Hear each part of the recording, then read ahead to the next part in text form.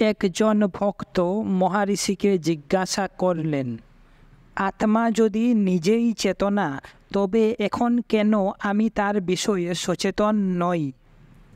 মহর্ষি, কোনো দ্বৈতবোধ নাই। তোমার বর্তমান জ্ঞান অহংকারের, আর সেটা আপেক্ষিক। আপেক্ষিক জ্ঞানের জন্য একজন বিষয়ী ও একটা বিষয় দরকার। অপরপক্ষে আত্মার জ্ঞান পূর্ণ ও সেটা বিষয়ের অপেক্ষা রাখে না। স্মৃতিও অনুরূপভাবে আপেক্ষিক। একটা স্মরণের বিষয় ও যে স্মরণ করে দুটি চাই। যখন কোনো দ্বৈতভাব নাই, তখন কে কাকে স্মরণ করে?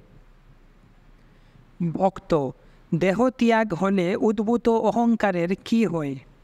মহর্ষি, আমি চিন্তাই অহংকার। এর সূক্ষ্ম অংশে সে একটা চিন্তা হয়েই থাকে, আর এর স্থূল অংশটা দিয়ে সে মন, ইন্দ্রিয় ও শরীর পরিব্যাপ্ত করে।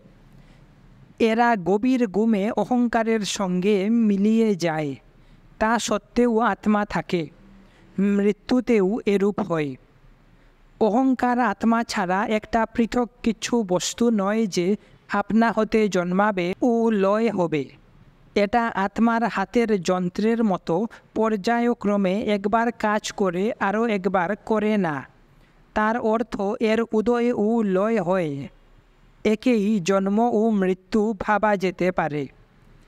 আপেক্ষিক জ্ঞান মনের, আত্মার নয়। এব সেটা আরোপিত ও অস্থায়ী।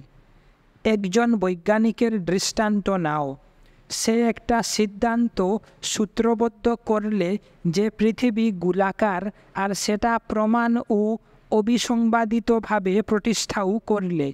যখন সে ঘুমাতে গেল, সব ধারণা মুছে গেল। তার মন শূন্য হয়ে গেল।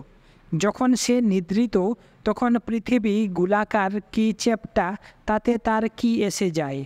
সুতরাং দেখছ, সব আপেক্ষিক জ্ঞান কিরূপ তুচ্ছ। একজনকে এরূপ আপেক্ষিক জ্ঞানের অতীতে যেতে হবে, আর আত্মাতে থাকতে হবে। প্রকৃত জ্ঞান এইরূপ একটা অনুভূতি, আর সেটা মনের ধারণা নয়।